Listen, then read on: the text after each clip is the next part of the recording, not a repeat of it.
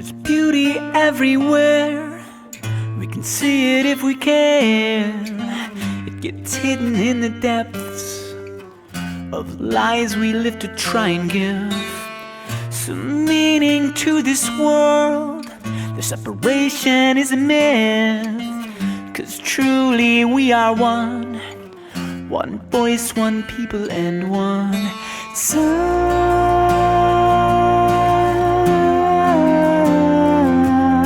of 7 million lights. Whoa, I can see it now, the way it all goes down. We will find another way to fill in all the pieces of our lives and build a better day, built from better ways. We can do it if we work as one. One voice, one people, and one sun.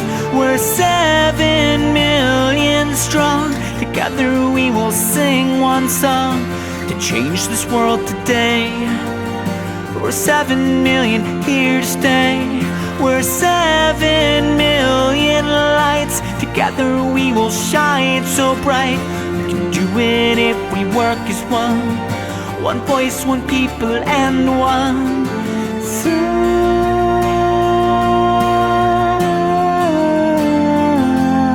of 7 million lights. Whoa.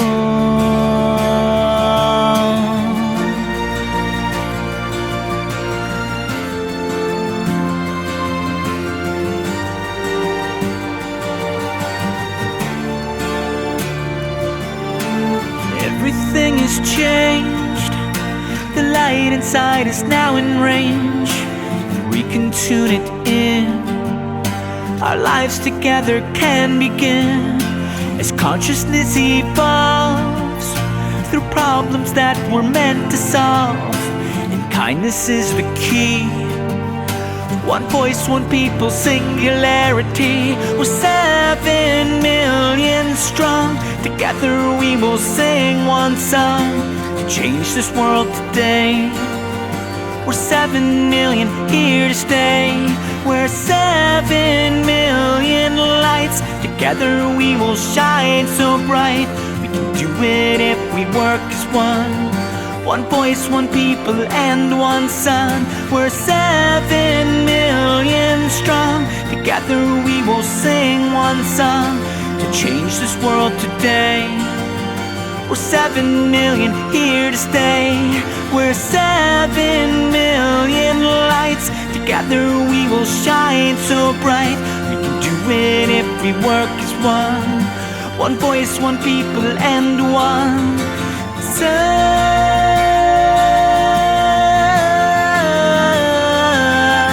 of 7 million lights. One voice, one people, and one sun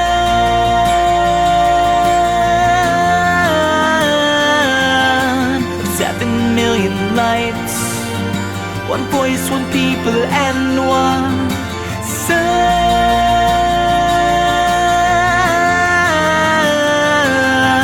of 7 million lights.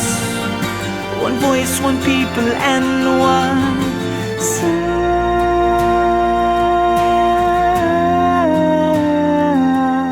of 7 million lights. Whoa, there's beauty everywhere. We can see it if we care, 'cause truly we are one. One voice, one people, and one sun.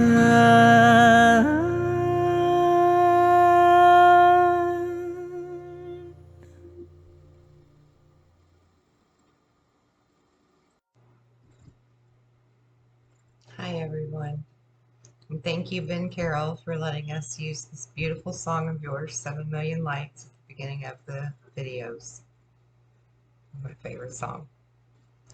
Today we're going to talk about understanding reincarnation, your spirit guides,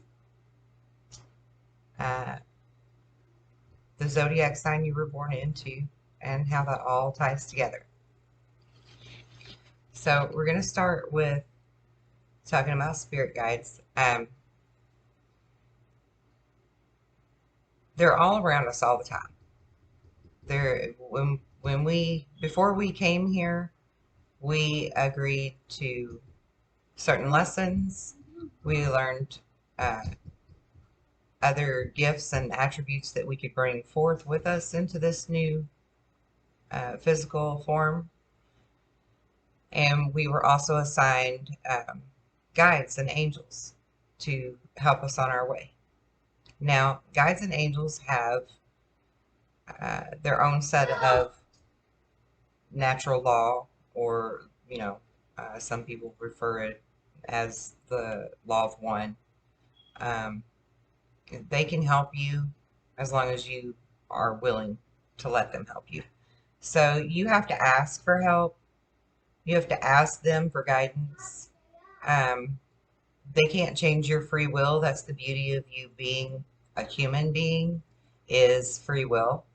And so you have to like literally ask for their guidance, ask them questions, and you'll start getting answers from them in subtle ways. Maybe you'll smell a perfume or a flower scent around you, or a light tap at your neck, or a light touch somewhere. Um, Normally, people don't see a visual, um, physical type form right away, um, but you will eventually probably be shown some type of physical form. A lot of times, our past ancestors or family members, loved ones, will be spirit guides for us, because a lot of times you'll find that several of you in one family are in the same soul family as well. And so you continue to reincarnate back into the same family. And also, as your ancestors kind of level up, if you will, spiritually, then they don't necessarily have to come back and reincarnate any further. And they can just stay in the spirit world to help to guide you. Um, and again, that's also a choice between, please excuse the noise, they're playing a video game. uh, Between coming back to the earthly plane, or another physical plane, or staying in the spiritual world, that's a choice. Sometimes we choose that because we just need a break. Other times it's chosen because we feel like we've learned enough for now. And then again, other times, like ascended masters, angels, spirit guides are the souls that have already learned all of the 3D planes lessons. They're ready to move on to doing the mentoring for other souls, if you will. So there's a lot of different reasons that you can stay in the spirit world. There's many different reasons for reincarnating, even. Such as myself, I remember volunteering to come back this time for this thing that we know of now as the Great Awakening, because I felt like we needed boots on the ground, and that's where I could be of better service, is on the ground. Um, Plus, I just love being here. I mean, even with all of the crap that all of us go through in life on that journey, to just look around you and see how beautiful this planet is, how beautiful the human spirit really is. Um, it's a real blessing for me to be here. So it's a win-win. I'm here to help, and I'm also here to be blessed by it. Um, so back to spirit guides, you need to ask for their assistance. Toward the end of the video, I'm going to kind of go through the steps with you on how to do a meditation where you can invoke your spirit guides if you want. Um, Of course, that's not necessary. That's not the only way that your spirit guides can talk to you.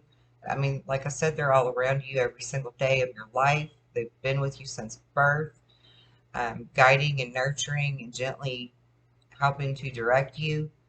But again, it comes down to free will and your choice. So they can only do so much, right? And they only wish to do so much. They don't want to be in control. They want to uh, merely guide you and see you be in your full control, which is why I'm here to help you do that. Also, your zodiac sign. Uh, a lot of people take zodiac signs for granted, but if you really understood the purpose of it and that there is a reason behind it, then you would come to respect it and appreciate it so much deeper. Um, we are born into whichever zodiac sign in this lifetime because we had already learned lessons from some of it that we can bring forth as service to others here this time in that sign. And there's lessons to be learned with each sign as well. I mean, it's the yin and yang, right? You have your strengths and you have your weaknesses. And the weaknesses shouldn't be seen in a negative light because it's really lessons for us. And I think the most beautiful part of the lessons for us is that it's truly for within us to learn how to give service to yourself in a non-ego way, in a healthy manner, and to truly love yourself.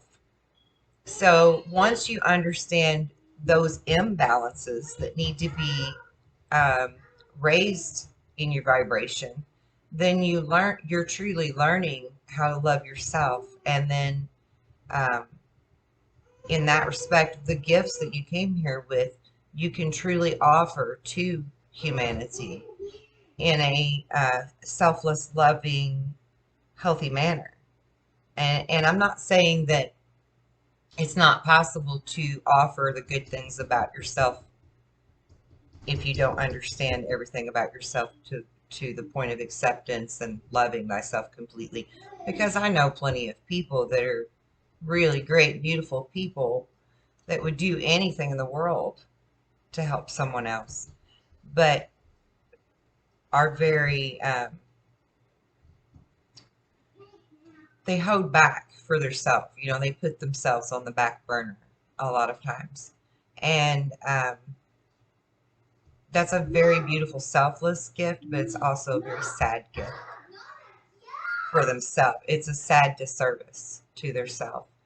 Um, because we should love ourselves and we should be able to be honest with ourselves in where we could use improvement and where we deserve a compliment or a pat on the back or assistance from someone else. And it's really hard for people who are um, people pleaser types to um, accept those things and let people help them and really trust that they deserve that.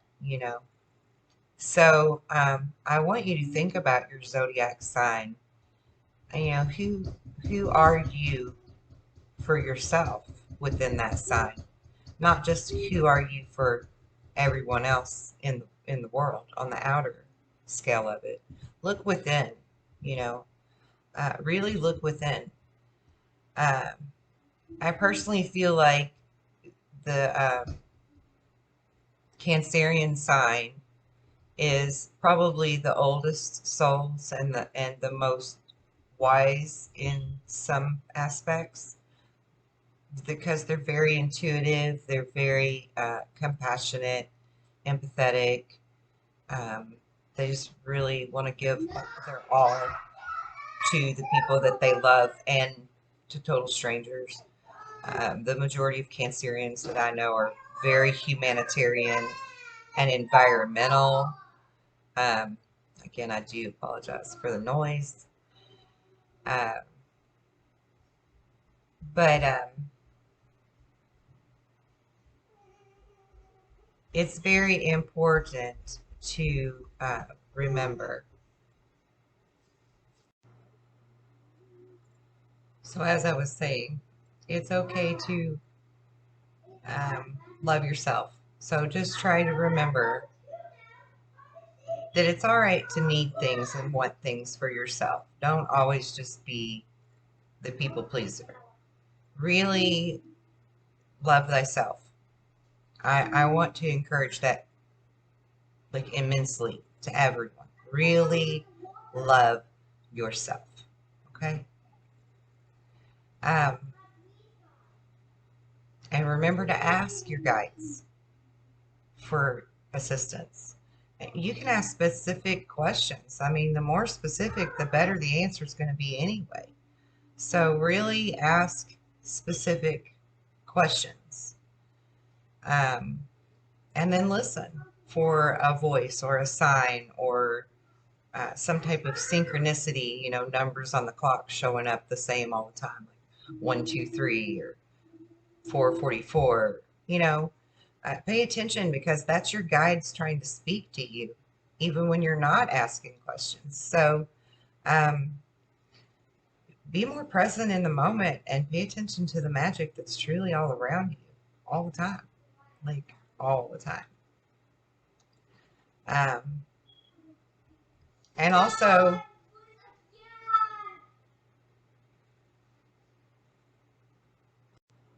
so let's talk about what that would look like if you were to like sit down to meditate and want to call in your guides. Okay, you would start by, of course, sitting in a comfortable position or laying down would be fine. And then envision a white light coming out the top of your head and completely encompassing your whole body. And then gently, quietly, or to yourself say, I invoke the energy of white light protection or something to that. I mean, it doesn't have to be my specific words. It can be any words that you choose. Okay. But um, imagine the white light around you and, excuse me, ask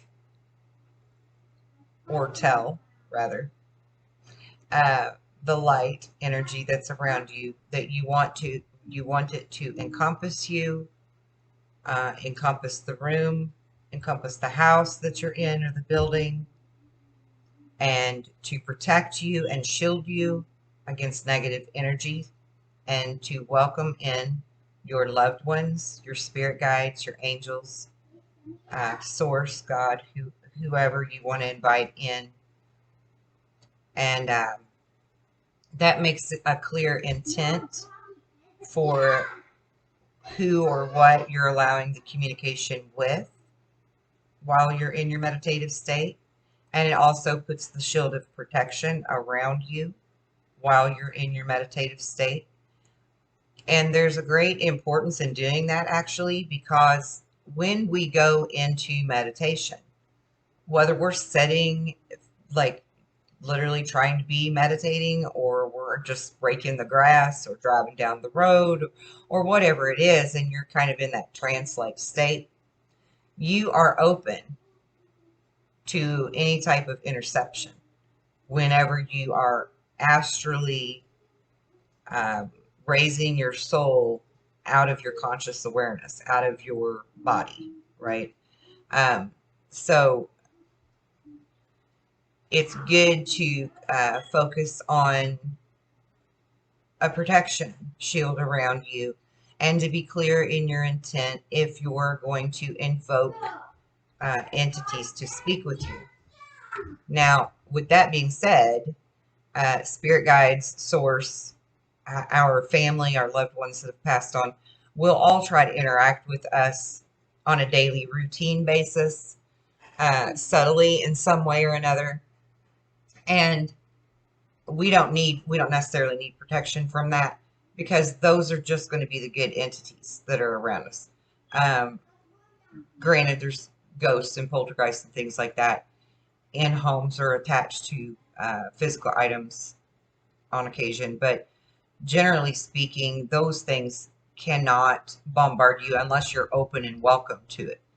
Um, and also, with that being said, I personally do not recommend people going um, to haunted homes and things like that for fun, because it's quite dangerous to your psyche and your soul. Actually, you're allowing yourself to become something they could attach to, and you could bring them home. So those kind of things are not something that I necessarily would encourage. Um, and I mean, besides that, you should have a great respect for the dead. I feel like there's a lot of troubled souls in some places that are marketed and commercialized for profit or under the guise of fun. That it, in my upbringing is a very disrespectful thing to do on both ends of it. On the end where the people are making money off of it, and on the end of the people that think it's fun to go there. Um, I'm not trying to like badmouth anyone or put anybody out of business or anything. That's just my 2 cents worth, that I think it's disrespectful and also can be quite dangerous. So, um, be aware of that if you're someone who likes to go to those kind of places, that you could very well bring something home with you unwittingly that can cause you, lots of different kinds of trouble. And then you need somebody like me to help you get rid of it, basically. But yeah, just keep those things in mind. And also, back to the meditation, like you don't really have to be in meditation to invoke a spirit. Uh, there, there's really no set like ritual or whatever you want to call it for how to go about doing any of that. Any way that you can connect is the right way for you, honestly. Um, so each to their own, and whatever is the most comfortable for you, then that's what you should do. Um, if you feel like that you should be more ritualistic in it and respectful, and that's a really something that calls to your heart to do, then that's fine, and that's beautiful. Um, I personally like to take a bath and cleanse myself and relax, light candles, have nice smells, things like that going on before I do any kind of really serious soul work or soul energy healing work for anyone. But that's for me to feel like I've cleansed all of any type of negative energies that I may have collected being an empath in my day's time. I'll get rid of those before I'll do a healing or spiritual work of any kind of significance, because I want to feel like I'm pure and clean of the negative energies first. That's just my good practice of making sure I'm stepping into it the right way. Um, but then, the meditation, I like to sit in a quiet area, preferably outside in nature, to do my meditation. It just helps me to connect to the earth and source better to do it that way, but it's not necessary. Of course, there's been plenty of days that were too cold or rainy or whatever, and I didn't want to go out in the elements, so I would just sit comfortably in a room. Um, my bedroom has all of my trinkets of spiritual bliss in there, and so I just, you know, go in there and sit quietly to meditate when the weather isn't permitting. Um, but you can literally meditate driving down the road, raking your leaves, clipping flowers, uh, washing dishes. I mean, there's a whole host of mindful meditation actions that people do probably almost every day, and they don't even really realize that it's a form of meditation. And anything that you can do to clear your mind and escape from all the bullshit for a minute is definitely recommended by me and going to be approved. It's got my approval on it. Because we all need some downtime from life once in a while. But back to the meditation and putting the protection and the shield around you. Um, Try not to use negative words when you're stating your intent. Really clearly think about how you want to word it. Like while you're in the bath before you do your meditation, really mindfully contemplate how you want to word it, what you want to say specifically, what you want to know about or understand better. Um, that way you're not using negative words or negative vibrations because um, thought is power. And so if you're using negative words and to speak is to make a sound, which is a vibration, right? So you're putting that negative vibration out there. And so if you're putting negative vibes out for your meditation, then you've already started off on the wrong foot. And if anything is your key to how to meditate properly, it's that. Is to just be very mindful and thoughtful in your vibrations that are coming out of you. You know, uh, be really careful with your words. Be really choosy about what you're gonna say or you know do for your meditation. And then once the meditation begins, then you invoke the white light. Just see it coming out of the top of your head and then just forming around you like an egg membrane. Really, I mean, it's that simple. It just visualization is hard for a lot of people, and that's why in the last few videos I've brought that up several times because it is very useful and necessary for you to envision exactly what you want, especially when we get into manifesting. I mean, you have to be able to see it and feel it as it already is.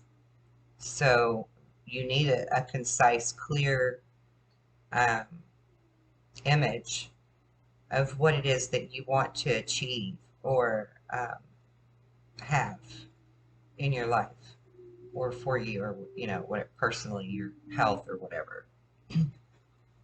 So just envision that egg membrane around you as a protective shield. And then see that shield grow. If you're in the car, see that shield grow around the entire car. It needs to completely go all the way around the car, under it, over it, each side, all the way around. Just like you're driving down the road in an egg membrane. Okay? Or a gaseous cloud, maybe. Maybe you could envision it as like a gaseous cloud that's a protective shield, right?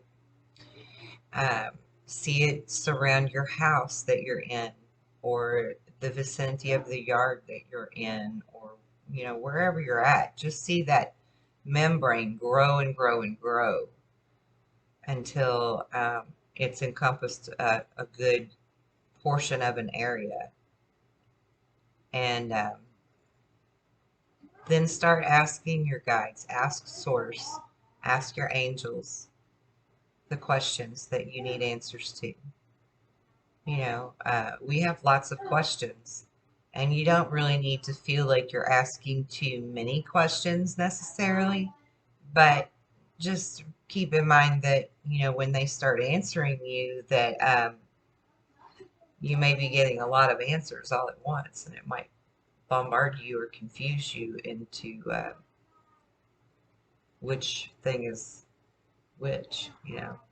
So maybe just start out slow and ask one or two questions first and wait for the answers to them. And then, go back and do it again, ask some more questions, and just take small steps with it instead of asking it all at once.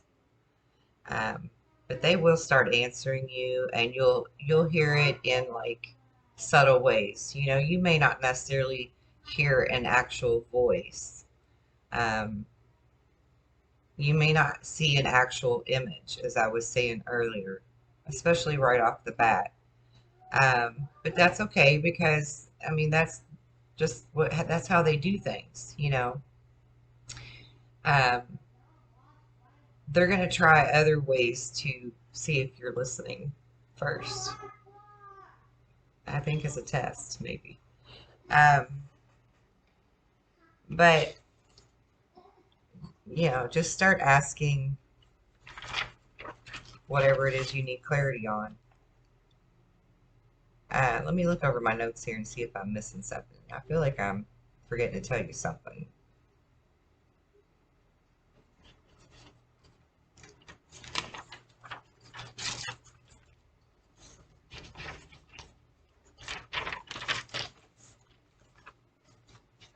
Okay, well, I am going to go through like a ritual type meditation with you to show you how to invoke your spirit guides. If that's something you would be interested in doing. Again, it's not something that's necessary. You don't have to do that in order to talk to your spirit guides because, like I've said like twice already, they really are all around you all the time. But it's something that you can do to kind of break the barrier if you feel like you need help doing that. If you feel like that you've just never really sensed a spirit guide or an angel around you, I would certainly encourage doing this process to invoke. And I think you'll see some really instantaneous results with it, to be honest.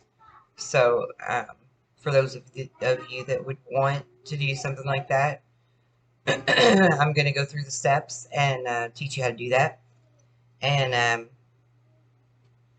for some of you, it may be out of your comfort zone. It may be something that you really just don't want to do, and that's okay. You don't have to do it.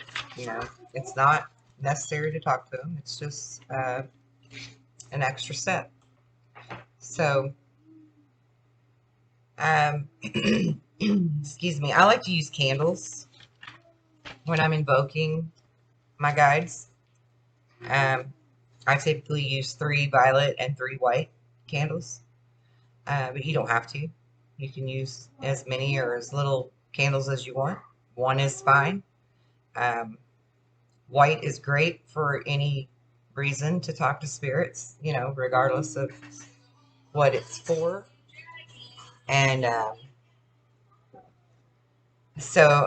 and also if you have like the column candles, the bigger round type candles, and you have what we call an athame or an athame. Some people pronounce it athame. I call it an athame.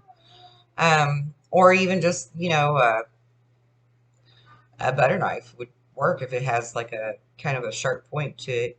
Something that you could draw symbols or write words into your column candles to help to invoke. I typically draw runes in mine or words for invocation, but it's not necessary. You don't have to. Also, if you have a crystal ball, I have one on the table, a small one. You can use the crystal ball. You can also use just a clear glass of water for scrying to call upon your guides and your angels, or to connect with spirit and talk to source directly. That's a great way to do it. It is called scrying, and some people frown on it, but I think it's a beautiful way to connect. And Some people really like it and some people really don't. Again, it's just each to their own, okay? I also like to use oils and put some oils on the top of my candles before I burn them. For invoking your guides, jasmine, lemon, rose, or sandalwood are all very good oils for this purpose. Incense that you would use to invoke your spirit guides or your angels would be anise or cardamom or coriander. If you don't want to burn incense, that's fine, but I like the smoke of the incense to waft around things and sort of help smudge and clear the area. Even around my crystals and stuff, before I do energy work, I'll smudge them with sage or incense that's a pure incense.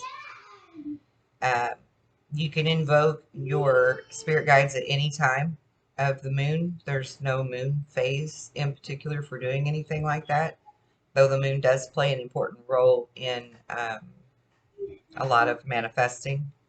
And just like with planting a garden, the moon plays a big role in how successful your garden root crops are going to be, etc.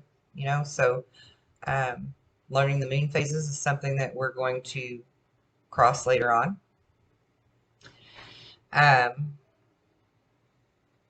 So to invoke, you're simply going to breathe deeply and build that ball of protective light around you, or that egg membrane. And remember, I said earlier that when you're taking your ritualistic type bath, which is just, a purifying bath before you begin spiritual work, if you meditate and focus and think clearly about how you want to say things, what you want to say, what you want to ask for, etc., while you're in the bath, then when you put the white light around you and begin the process of invoking, you're fully prepared and you're ready. And the more prepared you are mentally for it, the more powerful it's going to be for you. So you might have to practice that a few times before you feel like you've gotten anywhere with it, and that's okay. Don't consider yourself a failure at it or whatever, because it's kind of difficult sometimes to feel like we have enough confidence to do such things.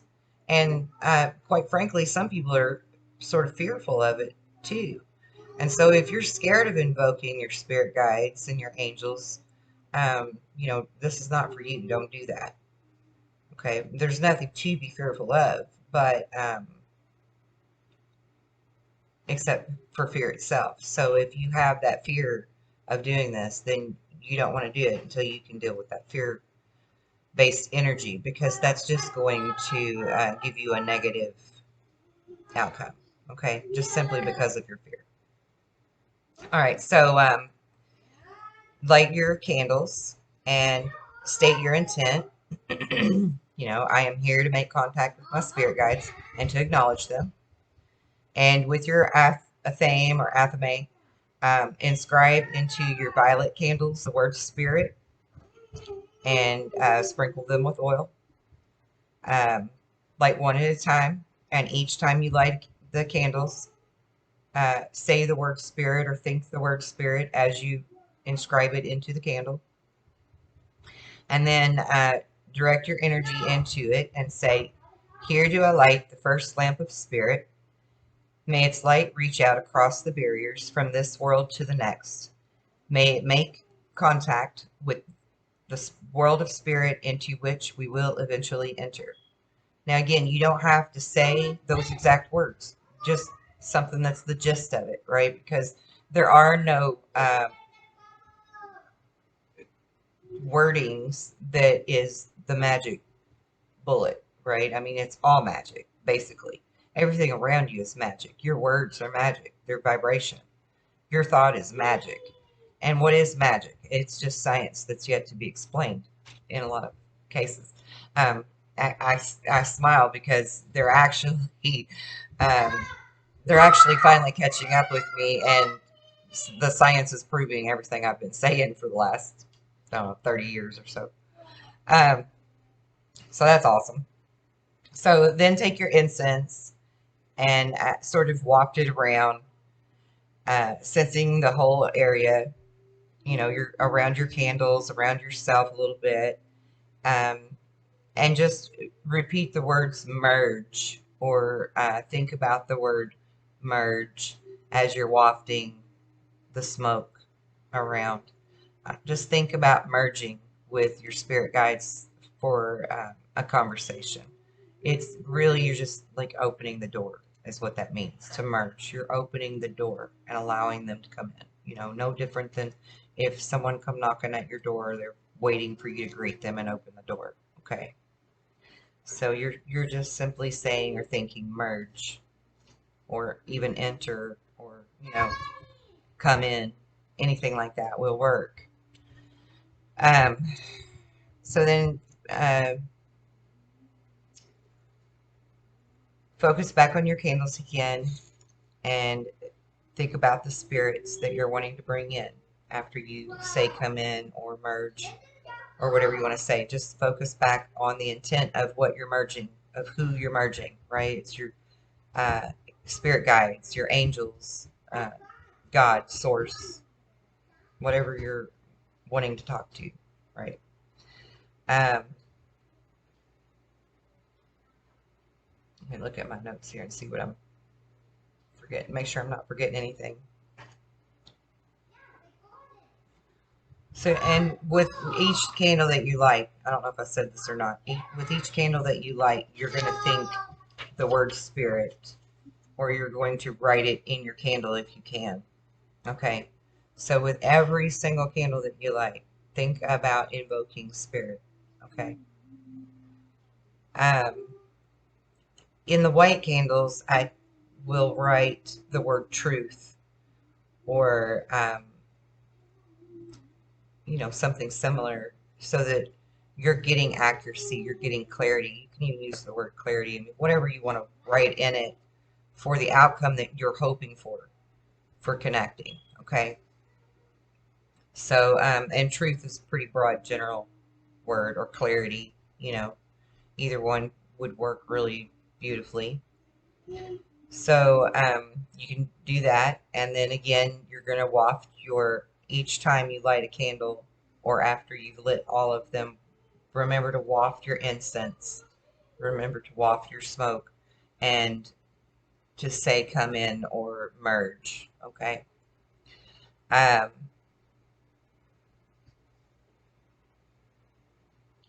okay, to do the glass of water or the crystal ball at this point, just sit comfortably in front of your glass of water or your crystal ball. And while thinking about allowing them in, come in or merge or whatever, gaze into your glass of water or your crystal ball, and don't really try to focus on anything physical. Don't focus on the ball itself. Don't focus on the water and look around for, specks that are floating or whatever. Don't focus your energy on anything. Just look through it, right? The way that you would kind of glaze over when your mom would talk to you when you were a kid, and you're kind of in a trance. You're looking at her, but you're not really listening. Or maybe you do that with your spouse, Um, do that with the glass of water or the crystal ball. Just kind of go into that trance state where you're just sort of glazed over and you're not really trying to specifically look at anything. Okay? Because that's how the visions are going to start showing up for you, is if you're able to go into that trance state and, not really be trying to focus on anything in the physical right now. um, You can even do this with a candle flame, actually. You can do this very same thing with a candle flame. Just gaze into the flame of the candle that you have lit, and sort of just, transcend through it and trance out. Um, it may not work the first time that you do this, but eventually it will start showing you things. Images will start appearing, and it's like an instantaneous telepathic connection where you'll just start being shown images of things or words, or you'll hear a voice but not know where it's coming from, or something like that. Something will speak to you. Nostradamus, that's the way he scried, was looking into a bowl of water. And it seems like Edgar Casey maybe looked into a flame once in a while or something. I could be wrong about that. But somebody that I've learned about used to look into a flame. And I've also done that. And it's useful. Um, of course, looking at a flame too long makes you have spots in your eyes, so you may not want to do that. Um, but there's many different ways to invoke um, a conversation, and those are just three different ideas for how to really kind of kickstart it and get it going. Um, I encourage you to try it if you're not fearful of it. I think it's a very good experience. Even if you don't get any answers or messages out of it right away, at least you're opening your mind at that point, and you're really focusing your attention on uh, this process of speaking to spirit, to being connected to your guides, to listening to your angels. You know, um, it's a great exercise, even if you don't achieve an outcome right away. So I would really encourage that, just as practice, even if nothing's happening. Try it again, because it's eventually you're going to get something from it. Um, so I think I'm going to leave it there for now. And I'm going to do something a little different for the next few videos. I'm going to go ahead and do tarot readings for the zodiac signs, but we're going to do it in a spiritual aspect, spiritual growth type of way. We're not going to focus on love and money and career stuff like other people do. I mean, that's fine and good that they do it. I even watch those videos, and some of them I really like watching. I really enjoy them. They're very good. But I think that I need to offer something different if I'm going to do tarot. So I want to do soul messages. And I have these really beautiful tarot cards that are, they channel, let me just show you my book here. They channel your inner star child. Can you see that? And the cards are really beautiful and big, and have interesting, lovely pictures on them, and beautiful messages of encouragement and growth. And I've tried them out on some of my family and friends, and used them as guinea pigs to see what they thought of the cards, and they really all love them. And I just really feel like if I'm going to do, I was very hesitant about tarot, even though I do it well. Um, I don't want to just end up being another tarot reader, because that's not my mission. But I also know that tarot is great for guidance for people too. So I do want to do something with it, and I feel more peaceful in my soul about doing soul guidance and soul message tarot rather than your typical tarot readings. So that's what I'm going to do with it. I'm going to channel spirit, um, and we're going to use the zodiac and channel messages through the tarot to help you in your journey to awakening. Also, I do personal readings where I just speak with you over Skype, or you know, video chat with you somehow, and read your energy, and let spirit just guide us through the reading. And we can also put tarot into that as well for a personal reading if you wish. All of my services are free, because I feel like knowledge should be free.